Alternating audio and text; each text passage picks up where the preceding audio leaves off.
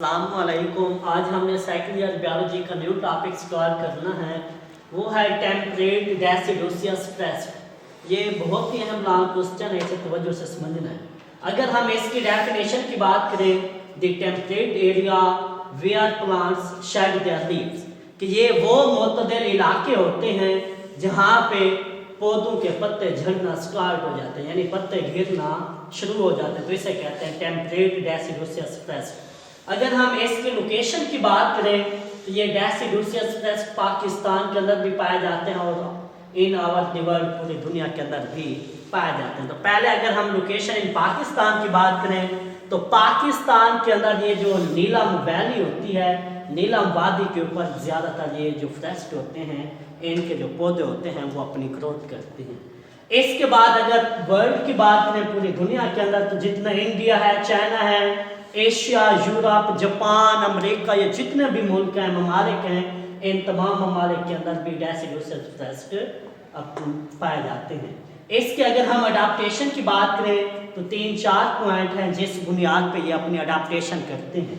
तो first point जो है वो कहते हैं कि यहाँ पे जो रेनफॉल होती है, बारिश होती है, वो कोई कांस्टेंट का मतलब है कोई मुतदल यानी बरकरार नहीं होती, इसकी कोई लिमिट नहीं होती। और समर एंड विंटर सीजन में, गर्मियों के अंदर भी और विंटर सर्दियों के अंदर भी ये अपनी अडाप्टेशन करते हैं, यानी इन मौसम के अंदर ये अपनी ग्रोथ करवाते हैं।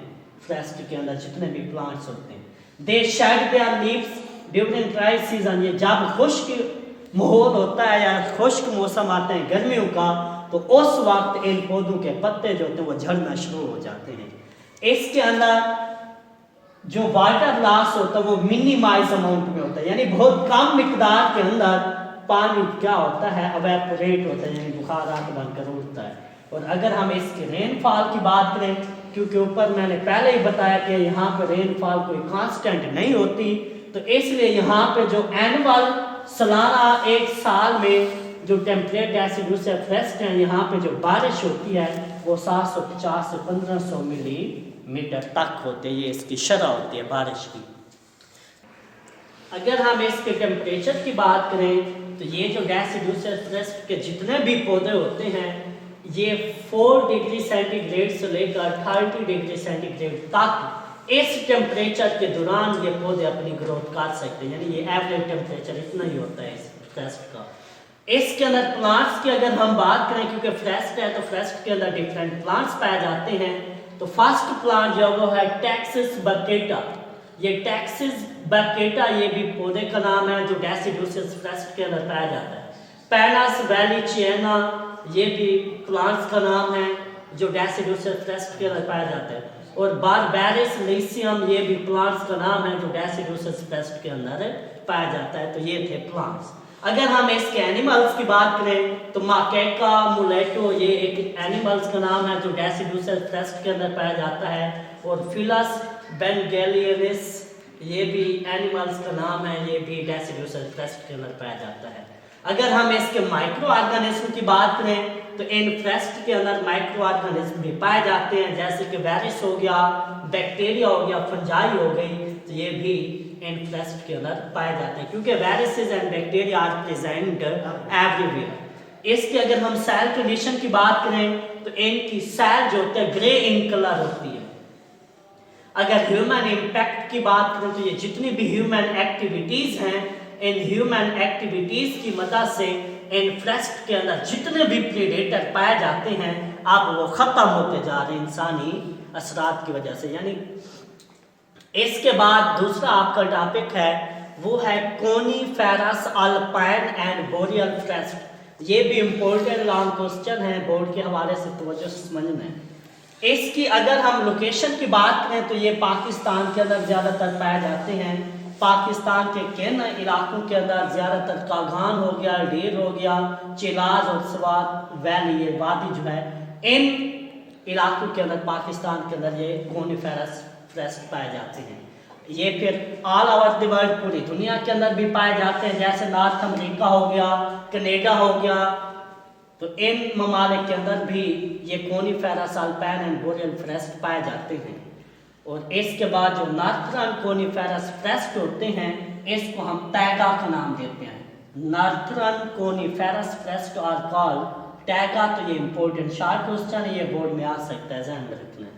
इसकी अगर हम क्लाइमेट की बात करें, अब हवा की बात करें, तो ज़्यादातर ये इनके जो पौधे होते हैं वो विंटर सीजन में अपनी ग्रोथ करते हैं, और इनका जो ग्रोविंग पीरियड होता है वो भी शॉर्ट होता है, यानी थोड़े से अरसे में ये अपनी ग्रोथ मुकम्मल कर लेते हैं। अगर हम coniferous alpine and boreal forest के टाइप्स की बात करें तो देयर आर टू टाइप्स, दो इकसाम होती हैं। एक है अल्पाइन कोनिफेरस फॉरेस्ट और दूसरा होता है boreal coniferous forest. Alpine coniferous forest are located at high latitudes. यहाँ पे जो हाई लेटीट्यूड्स का मतलब है कि जैसे पहाड़ ऊंचाई के रुख क्या होते हैं, बढ़ते जाते हैं, तो ये अल्पाइन फॉरेस्ट भी लंबाई पहाड़ की तरह लंबाई के रुख ये क्या होते हैं, पाए जाते हैं। और अगर हम बोरियल कोनिफेरस फॉरेस्ट की बात करें, देखें कि जो अल्पाइन कोनिफेरस फॉरेस्ट थे वो भी हाई लैटिट्यूड के ऊपर पाए जाते हैं, और जो बोरियल कोनिफेरस फॉरेस्ट है ये भी हाई लैटिट्यूड्स के ऊपर पाए जाते हैं। लेकिन इन दोनों में जो बेसिक डिफरेंस है, बुनियादी फर्क है, अल्पाइन पहाड़ की तरह लंबाई के रुख में पाए जाते हैं, और जो बोरियल कोनिफेरस फॉरेस्ट होते हैं ये लंबाई के रुख क्या होते हैं, पाए जाते हैं, यानी वो पहाड़ की लंबाई के रुख और ये ज़मीन की लंबाई के रुख पाए जाते हैं। तो ये इसके अंदर बेसिक डिफरेंस है। अगर हम इसके टेम्परेचर की बात करें, क्योंकि मैंने पहले भी आपको बताया है कि ये जो कोनिफेरस अल्पाइन बोरियल फॉरेस्ट होते हैं ज़्यादातर ये कूल्ड वेदर के अंदर यानी ठंडे मौसम के अंदर ये अपनी ग्रोथ करते हैं, तो इसलिए इनका जो फ्रीजिंग पॉइंट होता है वो 10 यानी 10 डिग्री सेंटीग्रेड से कम होता है। अगर हम इसके प्लांट्स की बात करें तो इन फॉरेस्ट के अंदर भी प्लांट्स पाए जाते हैं, जैसे पैनस वैलिचियाना का पौधा है, ये भी अल्पाइन और बोरियल फॉरेस्ट के अंदर पाया जाता है। ओबीस पेंड्रो ये भी एक पौधा है जो कोनिफेरस फॉरेस्ट के अंदर पाया जाता है। फिर इसी तरह इन फॉरेस्ट के अंदर एनिमल्स भी पाए जाते हैं, जैसे वोल्फ है, स्नो लियोपार्ड है, डेयर है और मार्को पोलो शीप। ये सारे के सारे जानवर जो होते हैं ये coniferous alpine and boreal forest के अंदर पाए जाते हैं। अगर यहाँ पे ह्यूमन इम्पैक्ट की बात करें तो ये जो फॉरेस्ट है इसके अंदर जितने भी प्लांट्स होते हैं, इन फॉरेस्ट के प्लांट्स की लकड़ियों को, लंबर कहते हैं, लकड़ियों को कंस्ट्रक्शन यानी कि इमारती सामान के तौर पे इस्तेमाल किया जाता है इनकी लकड़ियों को। तो इसलिए ये ह्यूमन इम्पैक्ट की वजह से ये कोनिफेरस फॉरेस्ट जो होते हैं ये क्लियर होते जा रहे हैं, ख़त्म होते जा रहे हैं। तो ये आज आपका टॉपिक था। अल्लाह हाफिज़।